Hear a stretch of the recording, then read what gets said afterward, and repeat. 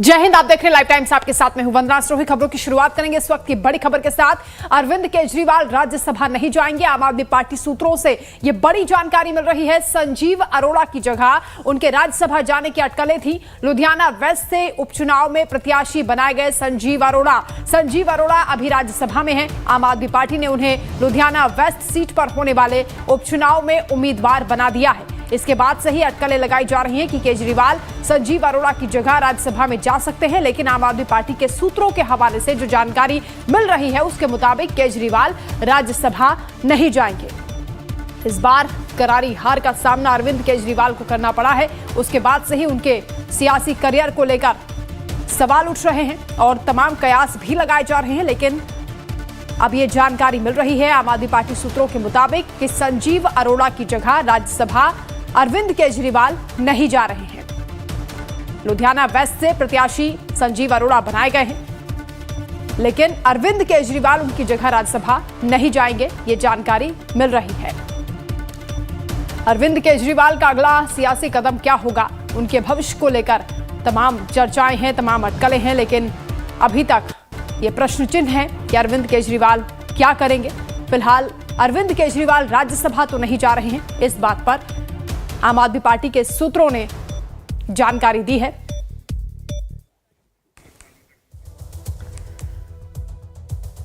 तो वहीं अरविंद केजरीवाल के राज्यसभा जाने का दावा बीजेपी की ओर से किया गया है। बीजेपी आईटी सेल के प्रमुख अमित मालवीय ने एक्स पर लिखा है कि लुधियाना पश्चिम विधानसभा उपचुनाव के लिए आम आदमी पार्टी ने अपने राज्यसभा सांसद संजीव अरोड़ा को उम्मीदवार बनाया है।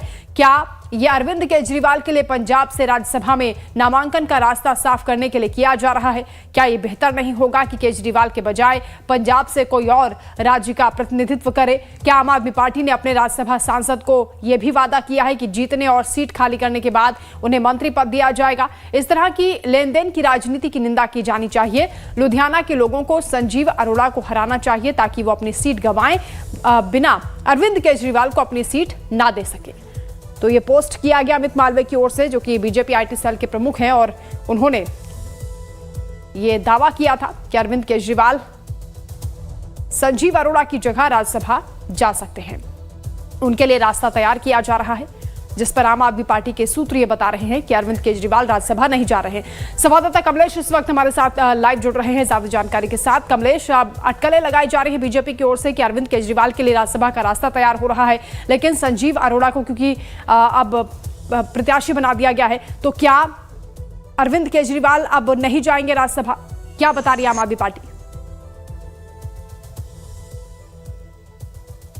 की ओर से? तो खंडन जरूर किया गया, लेकिन चूंकि अरविंद केजरीवाल अभी ना तो दिल्ली विधानसभा के सदस्य हैं, न किसी हाउस के सदस्य है। ऐसी स्थिति में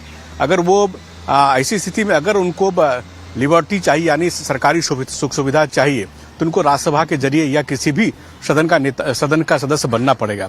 क्योंकि जिस मकान में भी फिरोज शाह रोड में वो रह रहे हैं, वो भी एक राज्यसभा के सांसद हैं, उनका ही निवास है जहां वो एज ए गेस्ट रह रहे हैं। ऐसी स्थिति में उनके पास फिलहाल राज्यसभा से जाने के अलावा कोई और विकल्प बचता नहीं। हालांकि आम आदमी पार्टी ने जरूर खंडन किया, लेकिन अभी जो जानकारी मिल पा रही है कि संजीव अरोड़ा जो कि राज्यसभा के सांसद से उनको विधानसभा का मेंबर बनाया जाना, विधानसभा के लिए के चुनाव के लिए उनको नामित करना, यही बात का संकेत है कि जब वो सीट खाली होगी राज्यसभा की, तो उस सीट से पंजाब के कोटे से अरविंद केजरीवाल राज्यसभा के जाएंगे। तो इस स्थिति में अगर वो राज्यसभा से जाते हैं तो उनको दिल्ली में बंगला ही मिल पाएगा, और इसके अलावा एक रसूख भी जो होता है एक नेता के लिए, अगर वो राज्यसभा, लोकसभा या किसी विधानसभा का मेंबर ना हो तो फिर वो पार्टी में अलग थलग पड़ जाता है। तो इसलिए अपनी एकाकी दूर करने के लिए इस तरह की खबर आ रही है कि अरविंद केजरीवाल राज्यसभा से जाएंगे। अब देखना होगा। बिल्कुल कमलेश, क्योंकि आम आदमी पार्टी की दिल्ली में जिस तरह से हार हुई है, उसके बाद सत्ता तो गंवाई, लेकिन खुद व्यक्तिगत झटका भी अरविंद केजरीवाल को लगा। नई दिल्ली सीट से वो हारे हैं चुनाव। ऐसे में अब उनके लिए जो रास्ते तलाशे जा रहे हैं, और खासतौर से राज्यसभा जाने के लिए जब ये कहा जा रहा है, अगर ऐसा होता है तो कितना मुफीद होगा उनके राजनीतिक करियर के लिए?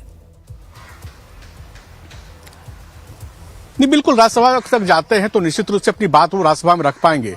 क्योंकि अगर अरविंद केजरीवाल, चूंकि आपको याद होगा कि विधानसभा में जब दिल्ली विधानसभा का सत्र हुआ करता था, अरविंद केजरीवाल लगातार कई तरह के आरोप लगाया करते थे, और उनको पता है कि विधानसभा के सत्र में अगर कोई आरोप लगाते हैं किसी पार्टी, किसी नेता के खिलाफ, तो उनके खिलाफ अवमानना का मामला नहीं हो जाएगा। क्योंकि अरविंद केजरीवाल इस तरह के हैबिचुअल रहे हैं और राजनीतिक उनका जो महत्वाकांक्षा काफी ज्यादा है, उनका कद खत्म नहीं हो राष्ट्रीय राजनीति में, और राष्ट्रीय राजनीति में उनका वजूद बने रहे, इसलिए उनको राज्यसभा से जानना उनके लिए मुफीद हो सकता है। अभी देखना होगा कि राज्यसभा में जाकर के वो कितना पॉलिटिकल उनको माइलेज मिलेगा, ये कहना बेहद मुश्किल है, लेकिन अपना वजूद ना देखने कि उनको राज्यसभा या किसी भी हाउस से वो सदस्य चुने जा सकते हैं। कमलेश, क्योंकि अब अरविंद केजरीवाल आगे क्या करने वाले हैं सबकी निगाहें इस पर टिकी हैं, लेकिन क्या बीजेपी जितनी एक्टिव है, हर एक गतिविधि पर नजर रख रही है, आम आदमी पार्टी क्या करने जा रही है या अरविंद केजरीवाल के लिए क्या रास्ता बनाया जा रहा है, उसकी वजह से नुकसान हो रहा है कहीं ना कहीं? पहले क्योंकि ये कहा जा रहा था कि पंजाब के मुख्यमंत्री अरविंद केजरीवाल बनाए जा सकते हैं, उसको लेकर भी बीजेपी ने पहले से ही एक्सपोज कर दिया था। देखिए, निश्चित रूप से बीजेपी इस मामले में एग्रेसिव भूमिका में है, और जब भी अरविंद केजरीवाल अपनी कोई भूमिका तय करते उससे पहले ही बीजेपी की ओर से, खासकर उनके आईटी सेल की ओर से इस तरह की ट्वीट हो जाती है और या बीजेपी इससे एग्रेसिव हो जाती है।